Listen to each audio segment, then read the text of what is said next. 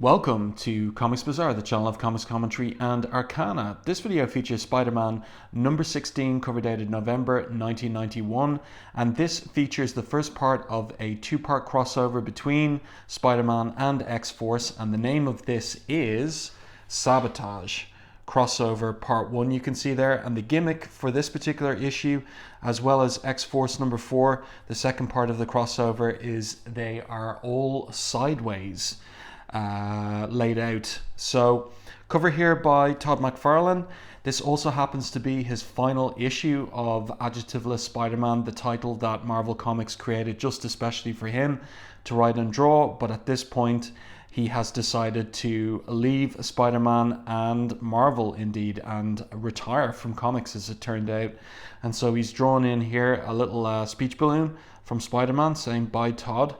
And the image itself is pretty good. Like McFarlane at this point, very skilled in drawing, very interesting body language on Spider-Man. One of his devices for drawing those interesting anatomical twistings and turnings is he would try and fit Spider-Man into the smallest shape possible, like a rectangle or something like that, so we can definitely see that going on. I like the little touch of having Spider-Man swinging from his spaghetti webbing there and turned sideways too in the corner box. That's pretty cool. One criticism I have about this cover is who on earth are Warpath, Shatterstar and Boom Boom facing there? It might have been nice to get the Juggernaut on this cover since, as the cover caption says, mutants and non-mutant against the unstoppable Juggernaut, but where is he on the cover? So I feel that that's a missed opportunity. Anyhow, let's open this one up to the first page. Oh yeah, I almost forgot there. It's the special sideways issue, so here we go. And what we get in the narrative captions is just a catch up on the end of X-Force number 4. What's happened is that Black Tom Cassidy has detonated a bomb in one of the World Trade Center skyscraper buildings, and this is the aftermath of that. So we see some flying masonry here. This is a pretty nice splash page from McFarlane, and we've got a few birds there as well in the background. It's nice enough. So Spider-Man taken by surprise by the explosion, and now we get a really cool double page spread, and there's the Juggernaut there. So that's what, you know, readers are paying in for, and you get it there. And we get the creative team as well. So we've got Todd McFarlane, story pencils inks, Greg Wright colors, Chris Eliopoulos letters, and that's it.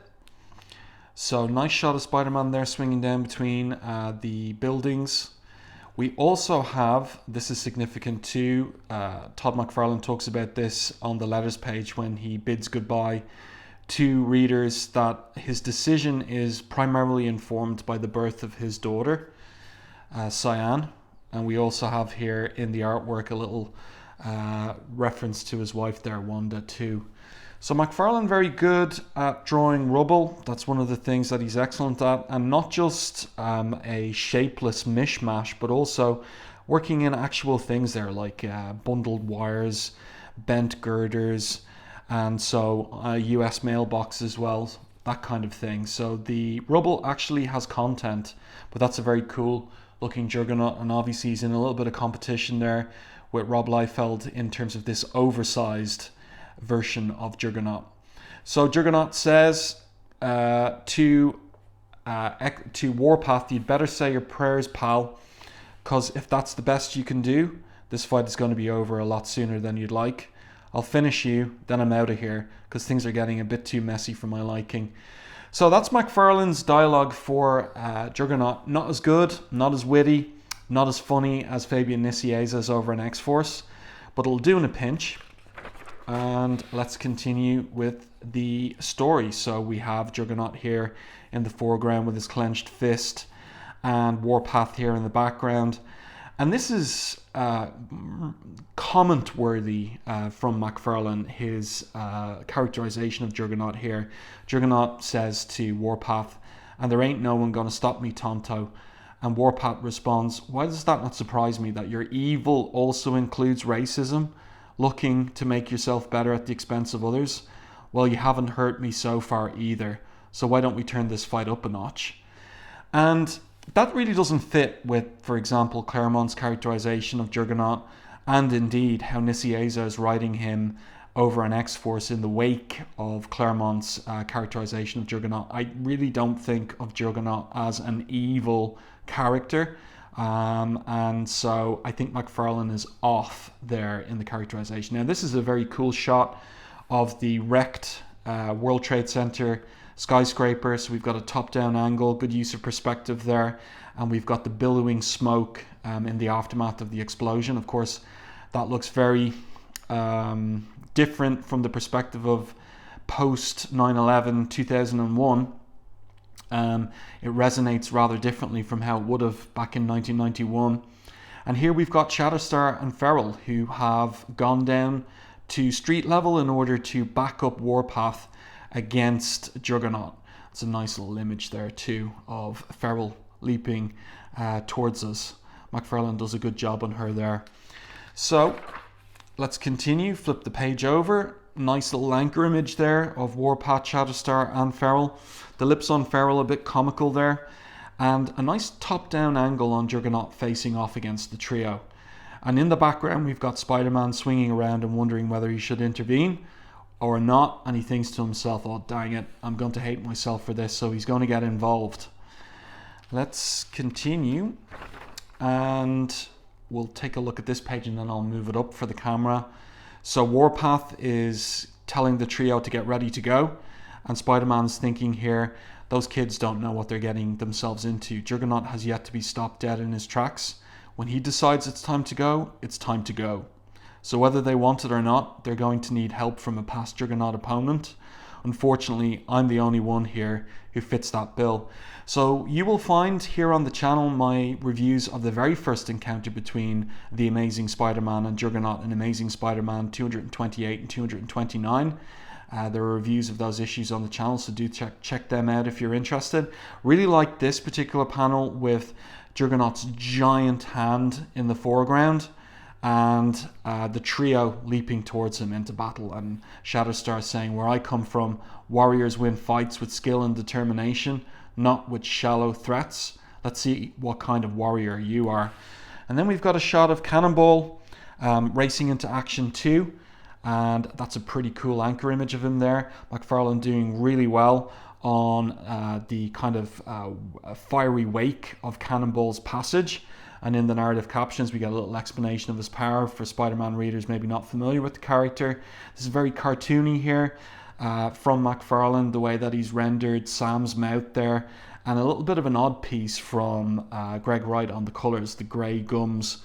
I'm not sure what that's about, if that isn't an error. In any case, that's another great panel there, close up in on Juggernaut with his helmet. All the teeth there, definitely more than 32 teeth in Juggernaut's head.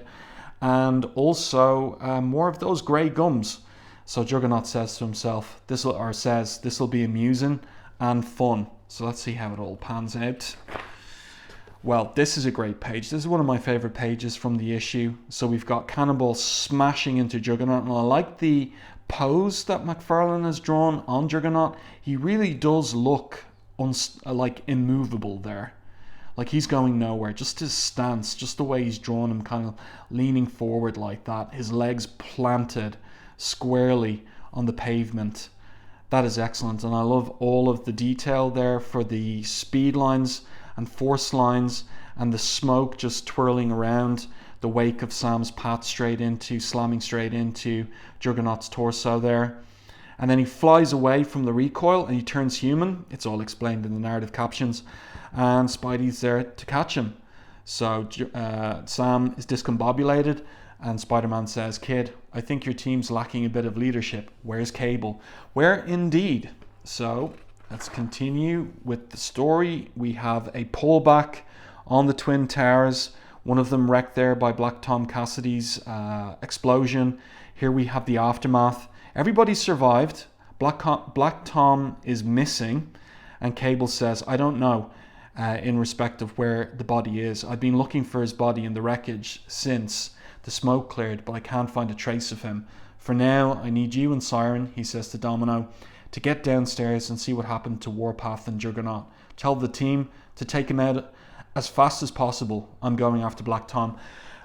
Okay, what I have to say about that is, well, how are the team going to stop the unstoppable Juggernaut? What is the plan? What's the strategy? It hasn't been revealed. And that is either a criticism I have of McFarlane on this issue, or Cable himself. Like, what's the plan to stop Juggernaut? Speaking of whom, we switch back down to the street level, and this is a pretty cool page, an entire page given over to the battle between Juggernaut and the trio of Warpath, Shatterstar and Feral. It's really nicely done. I like, again, the detail on the rubble and the wrecked traffic lights there flying in the wake of the battle too. And then on this particular page, that's a really nice shot of Spider-Man there. Sam is on the ground. He's getting his head together. He says to Spider-Man, "Don't worry, Spider-Man. I'll be all right in a flash. The rest of the team should be okay. Since it was the top stories of the trade center that blew up, Cable can handle Black Tom." And so he says he'll be with him in a second. So we see the battle continuing there in the background. And now Spider-Man steps forward. And McFarlane does get Spider-Man's voice correct. And you'd expect that after 16 issues of writing the character. With the fill-in, the previous issue, number 15, was a fill-in by Eric Larson. So Spider-Man says, "Oh, Juggy, my friend, how lovely to see you again. But picking on these young heroes doesn't quite become someone of your stature. Besides, these kids haven't quite grasped the idea that you can't be stopped. Now what say you dance with one of your old buddies instead?" So Juggernaut says, "Spider-Man, how many heroes are in this town anyway? This ain't your fight, so why don't you mind your own business?" I like it. Let's continue. But this is a little strange. What I don't like is the way that McFarlane has handled the scene switch here, back inside the Twin Towers. And we don't have a narrative caption in relation to it because Gideon's ponytail and head is in the way. It does look pretty good. I like the little detail of the little hairs hanging outside of the ponytail as well. Typical McFarlane noodling detail. Looks good. But it's a little bit confusing that we switch back to this. A little bit confusing, a little bit jagged in the arc of the storytelling. And then these couple of pages are really just bickering between Gideon and Cable. And that's it. There's nothing else to it. And what's the point of it all? It could all be dealt with in one page instead of giving 2 pages over to it. It's all that's going on here is just posturing and bickering between Gideon and Cable. And maybe it's meant to imply some previous relationship between the pair. Certainly they're in competition over Roberto da Costa, Sunspot, and who should be mentor to him. But Cable says to Gideon, he says, "You listen and you listen good. I don't care what you or Sunspot do. You think you can do better? Fine. In the meantime, we've a bunch of innocent people that were caught in the blast. Why don't you try and help them? You and I can settle our differences later. Try and act a little responsible for once." So Gideon there is, he how will I put it? Like, he is aghast at Cable's accusation that he should be responsible. He says, "I'll teach you about responsibility. Come on, big man. Why don't you take off that armor? Show me what you're really made of." Domino gets in the middle of it. And here we have Cable saying, "Hear that, Gideon? Time to put that giant chip on your shoulder on the shelf." Mixed metaphor there from Cable. "I've got a terrorist to catch with or without your help. Result's going to be the same anyway. Domino, give the punks something to do." And she says, "Yes, sir." And we should have the conclusion of this scene, but instead McFarlane switches back to the street level. And we've got the continuing talk between Spider-Man and Juggernaut. And Juggernaut is beginning to laugh at Spider-Man. We've got this very distinctive and typical device of McFarlane's as well, where he leaves some of the detail out on the character, and it's for the colorist to fill in. It's as if it's like a type of silhouette or shading on the figure. It's one of his distinctive tropes from the era, and I never know quite what to make of it, whether I like it or I don't like it. But anyway, it's unique to him. He's more or less the only one who does it in the time period. So Juggernaut, anyway, as I said, is laughing at Spider-Man. He's saying, "Unless I'm stupider than you look, you're missing the obvious. I'm bigger than you, and since the only thing that can stop me is myself, I suggest you leave immediately or I'll be forced to blow my nose with you. Now that's good from McFarlane, that's funny, I like that one. So Spider-Man says, well, you've had your chance, this is going to hurt me more than it is you. Now X-Forces, take note. I know I can't stop him, but I sure as heck can slow him down. So he hits him with some spaghetti webbing over the eye holes of his helmet, and Warpath pushes Juggernaut over Spider-Man's back. And so, this is funny. Spider-Man thinks to himself, Spidey, you're a genius. But of course, that's not going to work. That's not going to hold the Juggernaut. So he pulls that spaghetti webbing off his helmet. I like that. I like the way that McFarlane has drawn that. And he says, now we're going to do that. Do it my way. Hard, fast and ugly. So at this point, Cable's scout ship hovers down to the street level. Boom Boom has been left piloting the ship and she wants in on the action, but she's arrived just in time to distract X-Force, distract Warpath. So Juggernaut is up and he manages to pop Warpath in the jaw. So Boom Boom realizes she's made an error in distracting the team by her arrival. And you see, here we go again. So now we're switching back with no real rhyme or reason to Cable finishing that conversation with Gideon upstairs in the World Trade Center and still giving out to Gideon here. If you think I'm here to babysit, think again. I figure you're all big enough to make the right decisions on your own.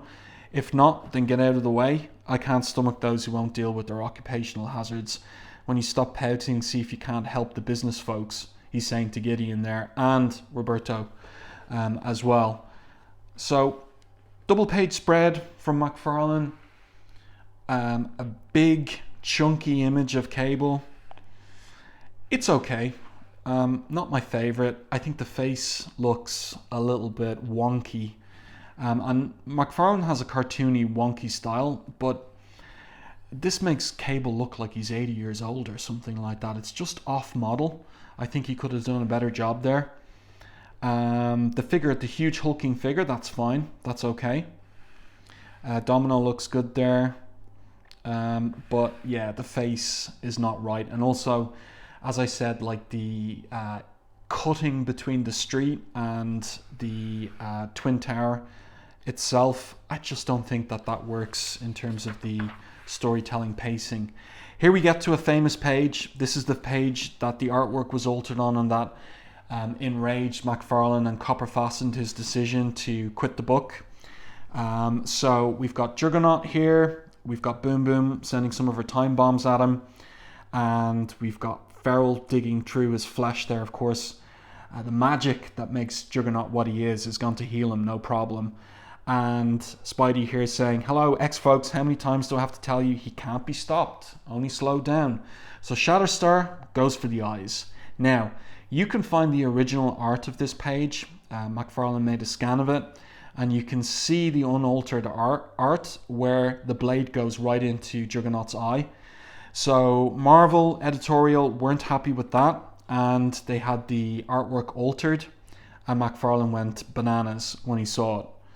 And as I said, like it strengthened his resolve, determined his decision finally to quit the book.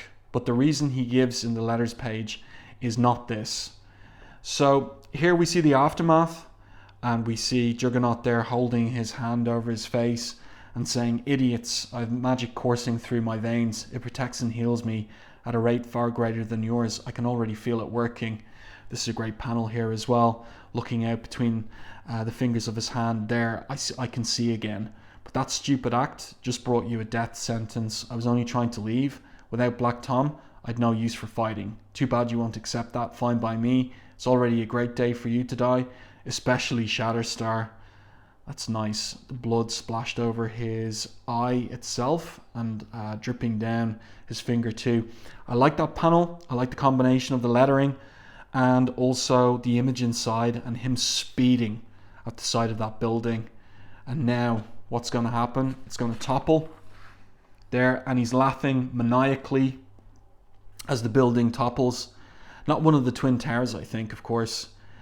And then he stops laughing. Very cartoonish, that image of Juggernaut there. But it looks good because there's an explosion, or at least a loud boom noise. So what could that be? Let's turn the page. Final double page spread. So Spider-Man and Warpath probably working together prevented the collapsing building from killing the other members of X-Force there. Everybody survived the toppling of the building. That is a nice double page spread from McFarlane. And Spider-Man says, pointing at Juggernaut, to use your tired cliche, is that the best you can do? Well, now you've made me mad. Okay, X-Force, I'm running this party now. If you want to stop him, then I'll show you how to do it, with pleasure.